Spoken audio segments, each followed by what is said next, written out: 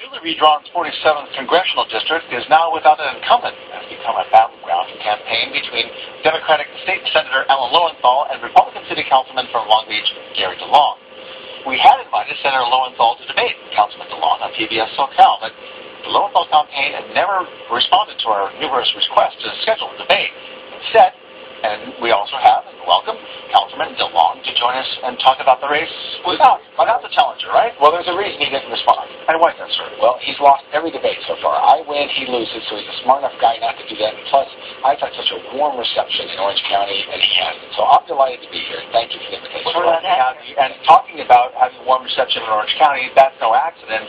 The gerrymandering that redrew the district is containing and made up of part of Orange County. Oh, it's a significant part. This really is an Orange County seat. Some people think it was added on to LA County. Not true. It's Rossmore, LaSalle, Cypress, portions of Westminster, Stanton, Garden Grove, Buena Park. It's an Orange County seat. Right. It was Ed Royce's stomping ground. That's right. Right. And so he's a strong supporter of mine, and I'm honored to have his support and endorsement. He's a wonderful elected official. Right. And you're getting a lot of support from folks that weren't even Royce supporters. I mean, people are knocking on your door and coming in and saying, tell us what you're all about. I am, and in fact, I've even had Democrat support as well. The Democrat Mayor of Stanton endorsed me, Democrat Mayor of Lakewood, Democrat Mayor of Signal Hill, because they want what we want. They want an economy that's going to grow, that's going to prosper, that's going to provide jobs for our citizens.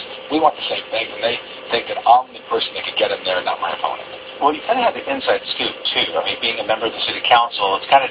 Yeah. That's fine in a way because you're getting to see the inside of what's going on, what's wrong, and how you can improve it. That's right. I can relate better to constituents as well as local elected officials because I have the same experience that they do. I've got the same budget problem I have to solve as the mayor of Stanton and the mayor of Wilkins.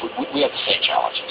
So tell us about that. You had challenges actually balancing the budget. You were able to pull that off, right? Very differently than the state and the federal government. We actually balanced our budget. We made the appropriate choices, and we're moving forward with a balanced budget. And the state legislature doesn't. My opponent, all they do is spend. They spend more than ever before. They think that the solution is to raise our taxes. I don't think that's a solution. And meanwhile, there are 60,000 more government employees in the state than we did 10 years ago. It's crazy. It's crazy. When you talk about making the appropriate choices in order to balance your budget, give us a few examples of what that is. I'd be curious to know. Sure. Well, what it is everything needs to be on the table. So candidly, we have fewer police officers today in Long Beach than we have in the past.